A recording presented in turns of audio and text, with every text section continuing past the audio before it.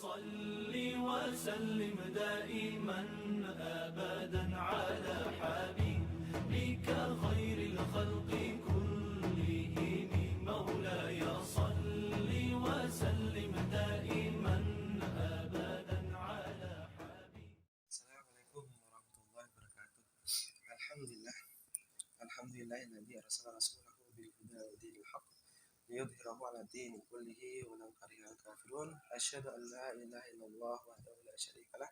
Asyhadu anna Muhammadan 'abduhu wa rasuluh. Allahumma shalli 'ala sayyidina Muhammad wa 'ala ali sayyidina Muhammad kama barakta 'ala sayyidina Ibrahim wa 'ala ali sayyidina Ibrahim fil 'alamin innaka Hamidum Majid. Saudaraku semua yang dirahmati oleh Allah, alhamdulillah pada hari ini kita masih diberikan nikmat sehat oleh Allah, kita juga masih diberikan nikmat iman, dan semoga semua nikmat yang Allah berikan bisa mengantarkan kita kepada ketakwaan, bisa mengantarkan kita kepada ridha Allah, dan bisa mengantarkan kita kepada surga Allah. Salawat serta salam semoga tetap tercurah limpahkan kepada junjungan kita Rasulullah Muhammad SAW. Semoga nggak cuma kita yang mengaku bahwa kita adalah umatnya, tapi Rasulullah kelak mengaku kita sebagai umatnya, menuntun kita di barisan beliau, mendapatkan minuman dari telaga beliau, dan bisa masuk surga bersama beliau. Amin. Pada hari ini kita akan mencoba membahas bagaimana sebenarnya menjadikan hidup kita ini bermakna. Jadi terkadang kita ini hidup yang sudah berusia, anggaplah seperti saya sudah 30 tahun, tapi terkadang masih sulit untuk mendefinisikan apa itu hidup, gitu ya, sulit mendefinisikan apa itu hidup. Tapi kalau kita lihat faktanya, misalkan kita jalan-jalan ke sebuah kebun misalkan, terus kita melihat pohon yang semakin hari semakin tumbuh, daunnya juga makin lebat, makin tumbuh, termasuk juga ada buah-buahnya, maka kita mengatakan pohon itu pohon hidup. Sama juga misal kita melihat ayam atau anak ayam, semakin hari dia semakin tumbuh, akhirnya menjadi anak ayam yang besar, menjadi induk ayam gitu, maka kita mengatakan ayam itu hidup. Sebaliknya, kalau misalkan kita melihat pohon, yang pohon semakin lama itu semakin kering kerontang, meskipun kita sudah siram, kita kasih pupuk, tapi semakin lama semakin kering kerontang gitu, daunnya makin berguguran, maka kita mengatakan pohon itu mati. Sama halnya dengan hewan ketika sudah bergerak, makin lama makin membusuk, misalkan kita mengatakan hewan itu mati. Nah, itu sebenarnya arti hidup secara biologis, ya. Jadi arti hidup secara biologis, baik tumbuhan, hewan, termasuk juga manusia, ini sama secara biologisnya. Di sisi lain, kita melihat misal ada kota yang mati. Anggaplah kota itu misal BBM-nya itu langka atau mahal lah, sehingga di jalan-jalan itu tidak ada sarana transportasi. Orang itu minim interaksi gara-gara langkanya BBM. Maka di saat di kota itu misalkan sedikit orang, manusianya sedikit, maka kita mengatakan kota itu kota mati. Ataupun sebuah kota yang kena bom, misalkan kena bom juga gitu kan, habis itu manusianya banyak yang pergi dari kota itu, maka kita mengatakan kota itu kota mati. Atau orang yang uzlah, yang pindah tempat sehingga tempatnya itu sepi, gak ada orang, maka kita juga mengatakan kota itu kota mati. Dan itu merupakan arti hidup secara sosiologis. Jadi arti hidup secara sosiologis itu dia akan hidup kalau ada interaksi. Maka hidup itu ada dua macam, ada hidup secara biologis, ada hidup secara sosiologis. Dan yang pertama, hidup secara biologis itu sama antara tumbuhan, manusia, termasuk juga hewan, ini sama secara hidup secara biologis. Misal tumbuhan butuh makan, hewan juga butuh makan, termasuk juga manusia juga butuh makan, gitu kan? Jadi orang itu bisa hidup secara biologis, termasuk juga bisa hidup secara sosiologis. Jadi secara biologisnya ketika dia hidup, dia bisa hidup juga secara sosiologis, bisa interaksi. Tapi ada juga orang yang hidup secara biologis, tapi dia mati secara sosiologis. Contohnya apa coba? orang yang kena sakit. Jadi orang yang sakit, anggaplah sakit stroke misalkan, dia secara biologis hidup, tapi secara sosiologis dia mati. Kenapa mati? Karena nggak ada interaksi gitu. Makanya dikatakan secara sosiologis dia mati. Makanya hidup ini ada dua macam, ada hidup secara biologis, ada hidup secara sosiologis. Nah, sekarang bagaimana bedanya antara hidup manusia dengan hewan? Dari dua-duanya. Ya. Jadi yang pertama, hidup secara sosiologis itu juga pada hewan juga ada. Jadi kalau manusia ini kan berkumpul ya, hidup secara sosiologis dia berkumpul. Termasuk pada hewan, hidup secara sosiologis dia juga berkumpul. Misalkan pada lebah berkumpul dengan kawanan lebah juga. Misalkan seperti kawanan anjing, serigala dia berkumpul. Jadi antara manusia dengan hewan secara sosiologis dia sama kehidupannya. Kan? Jadi secara biologis dan secara sosiologis antara hewan dan manusia ini sama. Tapi yang membedakan, hewan ketika dia hidup secara biologis, dia ingin mendapatkan makanan, maka dia itu cara mendapatkan makanannya sembarangan dengan hawa nafsu. Gitu kan? Itu secara biologis. Hewan mendapatkan makanan sembarangan.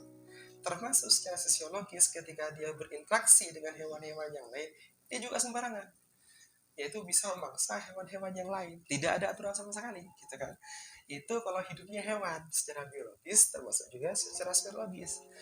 Nah, sekarang bagaimana kalau manusia? Nah, manusia ini beda. Manusia ini dilengkapi oleh akal. Maka hidup manusia secara biologis, termasuk secara sosiologis, itu ada aturannya, nggak sembarangan. Gitu kan? Nggak sembarangan. Jadi kalau manusia ingin makan, maka dia ada aturannya. Termasuk manusia ketika hidup secara sosiologis, berinteraksi dengan manusia, itu juga ada aturannya, nggak sembarangan. Maka kalau seandainya ada manusia yang mencari makanan, hampir sama cara mendapatkan makanan dengan hewan, berarti dia hampir sama juga dengan hewan. Mencuri, merampok, dan semacamnya, atau mengambil hak lain seperti kayak hewan gitu kan. Maka apa bedanya manusia dengan hewan? Termasuk secara biologis, secara sosiologis. Ketika manusia berinteraksi dengan manusia yang lain tanpa aturan gitu kan, kayak ayam, kalau bertemu ayam jantan bertemu dengan ayam betina, apa yang terjadi coba? Ya gitu kan. Lah kalau ada manusia yang kayak gitu juga sama seperti hewan, maka apa bedanya manusia dengan hewan? Gak ada bedanya gitu. Yang membedakan ketika manusia hidupnya baik secara biologis maupun sosiologis itu ada aturannya mengikat. Maka aturan ini yang menyebabkan manusia ini beda dengan hewan.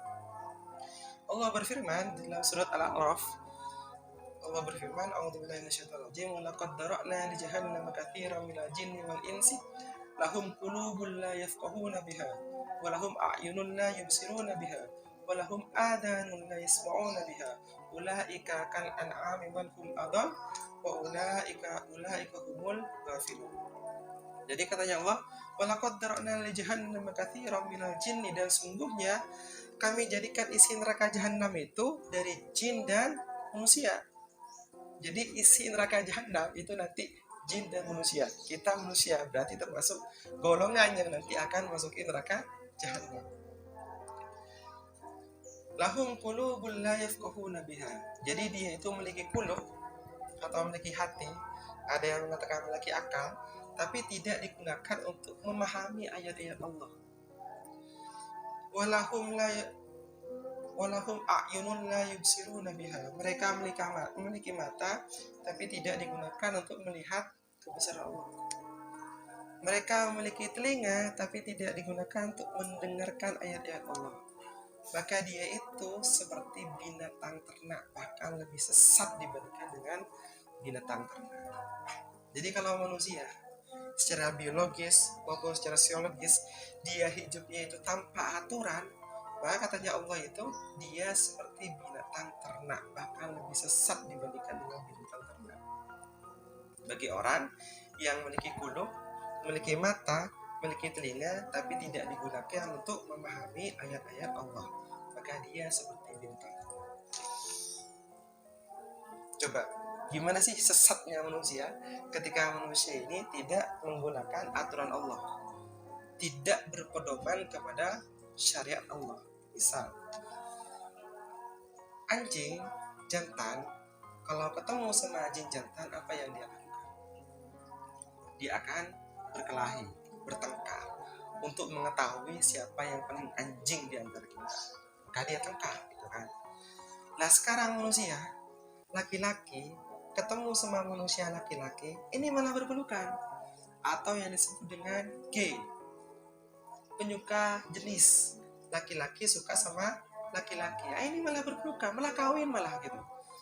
Ini kan lebih hina dibandingkan dengan hewan. Hewan aja kayak gitu. Hewan kalau ayam jantan ketemu sama ayam jantan, dia berkelahi. Siapa yang paling ayam di antara ayam jantan itu? Dia berkelahi.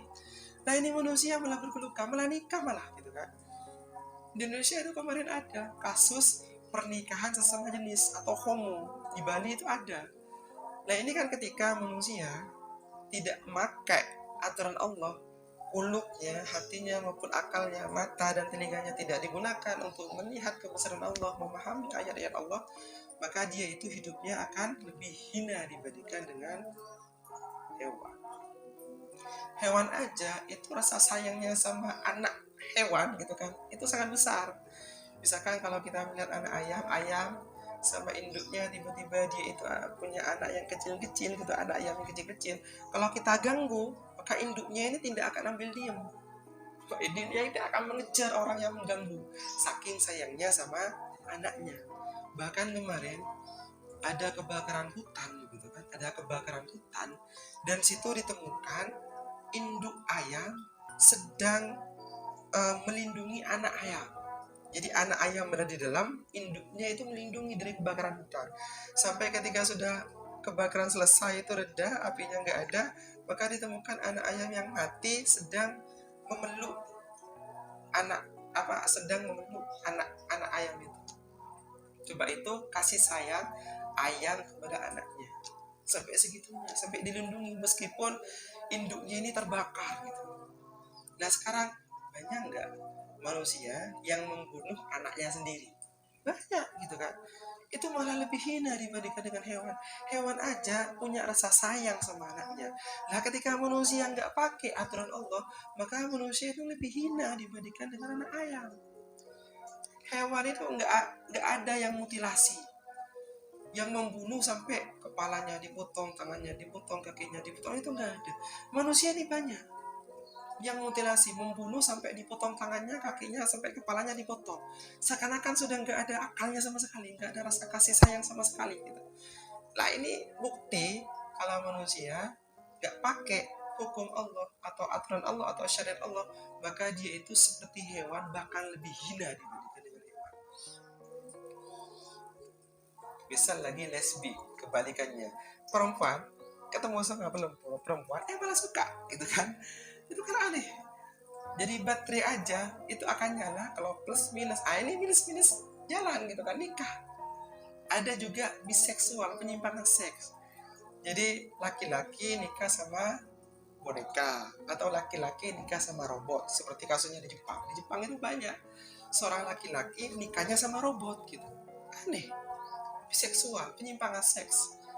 Ada nggak hewan misalkan ayam nikah atau kawin dengan itik? Gak ada ceritanya. Manusia banyak, misalkan wanita sama anjing gitu kan, ada kayak gitu. Ada juga transgender, laki-laki jadi perempuan, perempuan jadi laki-laki. Jadi kalau hewan jantan, ayam jantan itu nggak akan berubah menjadi ayam betina. Ayam betina pun nggak akan berubah menjadi ayam jantan. Nah ini laki-laki banyak, manusia ini banyak. Laki-laki jadi perempuan, perempuan jadi laki-laki. Kenapa kok sebabnya? Karena dia tidak pakai hukum Allah, aturan Allah, syariat Allah. Dia sudah dilengkapkan akalnya. Dia sudah lengkapkan, Allah sudah lengkapkan matanya, penglihatannya. Termasuk juga telinganya, tapi tidak digunakan untuk mendengar, melihat, atau memahami ayat-ayat Allah.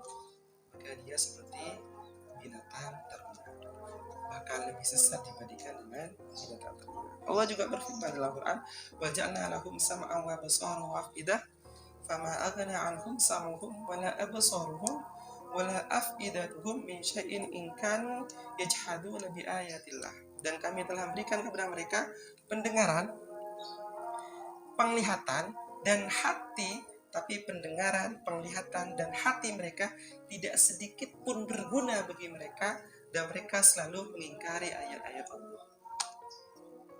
Jadi Allah sampai heran, engkau itu sudah dikasih kulub, sudah dikasih akal, engkau itu sudah dikasih mata, sudah dikasih telinga, tapi kenapa kok itu semua nggak bermanfaat gitu? Maka orang-orang yang kayak gitu itu termasuk orang-orang yang mengingkari ayat-ayat. Coba, dia itu lebih hina dibandingkan dengan hewan. Kalau seandainya saya mengatakan kepada antum semua, antum kayak anjing gitu kan, itu kan sakit hati ya. Nah ini Allah yang mengatakan antum seperti anjing, bahkan lebih hina dibandingkan dengan anjing gitu. Bagi orang-orang yang tidak menggunakan akal hati, termasuk penglihatan dan pendengaran untuk memahami ayat-ayat Allah. Al-haqqu min rabbika fala takunanna minal mumtarin. Allah juga berfirman di surah Al-Baqarah, kebenaran itu adalah dari Rabbmu, sebab itu jangan sekali-kali kamu termasuk orang-orang yang ragu. Jangan kita ini jangan sampai menjadi orang-orang yang ragu terhadap syariat Allah, terhadap pedoman yang ada di Al-Quran. Jangan sampai kita ragu. Semua yang ada di Al-Quran itu mengandung sebuah kebaikan, mengandung sebuah kebenaran. Termasuk juga semua yang dicontohkan oleh Rasulullah itu mengandung kebaikan dan mengandung kebenaran. Jangan sampai kita ragu. Jadi bagaimana Rasulullah mencontohkan bagaimana tata cara hidup, bagaimana tata cara makan, minum, bagaimana tata cara kita misalkan berkeluarga dan semacamnya. Dan semua itu diatur oleh Allah. Termasuk bagaimana kita kencing, bagaimana kita buang air besar, dan semuanya diatur. Dan Rasulullah sudah menyontohkan. Dan saat sekarang ketika teliti semua sunnah-sunnah yang dicontohkan Rasulullah itu tidak ada satu pun yang menghasilkan sebuah keburukan, tidak ada. Semua menghasilkan sebuah kebaikan, insya Allah. Itulah hal yang sudah kita dapatkan dari Islam. Makanya kita bersyukur kepada Allah, kita diberikan nikmat iman dan nikmat Islam ini. Mari kita jaga supaya kita ini nggak seperti hewan. Allah juga berfirman di dalam Al-Quran surat Az-Zariyat, a'udzubillahi minasyaitonir rajim, wa ma khalaqtul jinna wal insa illa liya'budun. Tidakkah aku ciptakan jin dan manusia itu hanya untuk beribadah kepadaku. Jadi tujuan kita diciptakan hanya untuk beribadah. Beribadah itu apa? Ya taat kepada hukum Allah, gitu kan? Laksanakan perintah Allah dan menjauhi larangannya Allah. Itulah manusia. Maka manusia hidupnya ini akan bermakna di saat dia itu terikat dengan syariat Allah, dengan hukum-hukum Allah. Maka ada 4 qimah yang bisa menghasilkan hidup kita ini bermakna. Ada 4 qimah. Qimah yang pertama atau nilai yang pertama itu adalah nilai ruhiyah. Apa itu? Kesadaran hubungan kita dengan Allah. Nilai ruhiyah, nilai keimanan ruh. Ini bisa didapatkan dengan apa? Misalkan dengan kita melaksanakan ibadah-ibadah makhluk maupun ibadah-ibadah ghairi makhluk. Misalkan kita dengan sholat, zikir, ngaji, tahajud, duha, dan semacamnya. Dengan begitu kita mendapatkan nilai ruhiyah, nilai keimanan yang kuat. Maka dari itu, mari kita bisa mendapatkan nilai ruhiyah ini dengan melaksanakan ibadah-ibadah makhluk. Mari kita laksanakan supaya qimah ruhiyah ini kita bisa dapatkan. Yang kedua, qimah khuluqiyah. Apa itu? Mendarah dagingkan akhlak. Rasulullah diutus ke dunia ini untuk menyempurnakan akhlak. Maka dari itu kita itu harus menjadi orang yang berakhlak, mengikuti apa yang sudah dicontohkan oleh Rasulullah. Maka mari kita dapatkan nilai khuluqiyah ini atau mendarah dagingkan akhlak. Jadi kalau seandainya kita bertemu dengan orang, misalkan kita nunduk, kita bisa menyapa, kita bisa merendahkan omongan kita di saat kita bicara sama orang yang lebih sepuh, gitu kan. Kita bisa berbakti kepada kedua orang tua kita bisa berinteraksi dengan masyarakat dengan sopan, baik, santun, dan semacamnya. Itu nilai khuluqiyah yang saat sekarang itu sudah mulai minim di kalangan apalagi remaja gitu. Maka mari nilai khuluqiyah ini mendarah dagingkan akhlak ini senantiasa kita sadarkan dalam diri kita pentingnya akhlak. Karena akhlak ini timbangannya berat nanti isi Allah.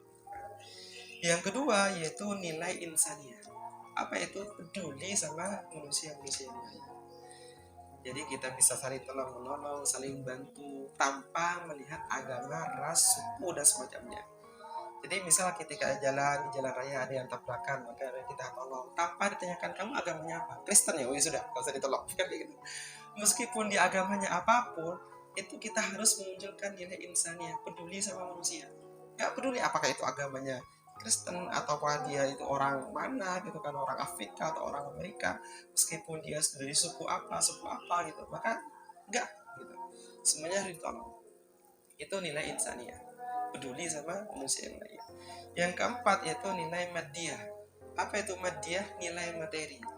Nah, kita ini hidup butuh yang namanya makan. Lah makan ini bisa kita dapatkan bisa kita mendapatkan materi, uang.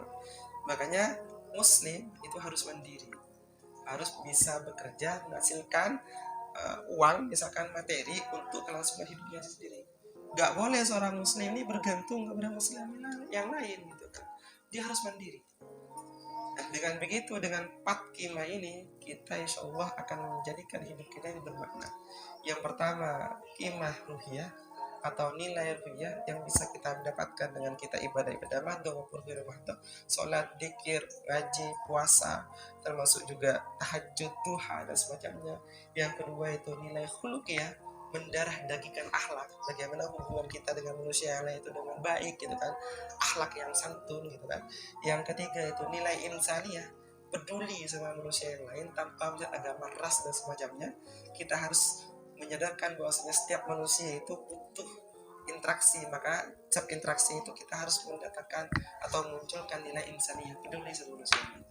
Yang keempat itu nilai madiyah, kita harus mandiri, kita harus bisa menghasilkan materi, menghasilkan uang yang kita tidak bergantung kepada manusia. Maka Allah juga berfirman dalam surah Al-Hadid, alam ya'ni lil ladzina amanu an takhsha'a ala qulubihim li dzikrillahi wa ma nazala minal haqqi wa la yakunu kal ladzina utul kitaba min qablu fatala 'alaihimul amadu faqasat qulubuhum wa katsirun minhum fasiqun. Belumkah datang waktunya bagi orang-orang yang beriman dan tunduk hati mereka mengingat Allah dan kepada kebenaran yang telah turun kepada mereka, yaitu Al-Quran. Dan janganlah mereka seperti orang-orang yang sebelumnya, telah diturunkan Alkitab kepadanya, kemudian berlalulah masa yang panjang atas mereka, lalu hati mereka menjadi keras, dan kebanyakan di antara mereka adalah orang-orang yang fasik. Maka telah datang yang namanya Al-Quran, tapi jangan sampai Al-Quran ini berlalu tanpa ada apa-apa gitu. Nah, mari kita gunakan Al-Quran ini sebagai pedoman hidup. Seperti dalam ayat pertama di Al-Quran, alif lam mim dzalikal kitabul la raiba fihi hudan lil muttaqin. Bahwasanya telah turun Al-Quran sebagai petunjuk hidup. Maka jadikanlah Al-Quran ini sebagai petunjuk hidup gitu kan. Untuk menjadikan hidup kita itu penuh berkah dan penuh makna. Ada hadis yang diriwayatkan oleh At-Tirmidzi, beliau bersabda, qala badirul bil a'mali sab'an hal tandiru illa faqran munsiyan aw ghinnan mutqiyan aw maradan mufsidan aw haraman munaffadan aw mautan muhjizan aw dajjalu fasyarru ghaibin yuntadaru aw sa'ata fasa'atu adha wa amar. Bersegeralah kalian untuk beramal sebelum datangnya 7 hal. Apakah kalian nantikan kecuali kemiskinan yang dapat melupakan, kekayaan yang dapat menimbulkan kesombongan, sakit yang dapat memendorkan, tua renta yang dapat melemahkan, atau mati yang dapat menyudahi segalanya, atau menunggu datangnya Dajjal padahal ia adalah sejelek-jelek yang ditunggu, atau menunggu datangnya hari kiamat padahal kiamat adalah sesuatu yang sangat berat dan sangat menakutkan. Jadi apa yang kita tunggu? Maka mari di saat Allah berikan kesempatan hidup kepada kita, mari kita manfaatkan kesempatan ini, mari kita manfaatkan nikmat yang sudah Allah berikan, dan semoga Allah ridho terhadap hidup kita dan kelak kita mendapatkan surga Allah. Wallahu a'lam bishawab. Assalamualaikum warahmatullahi wabarakatuh.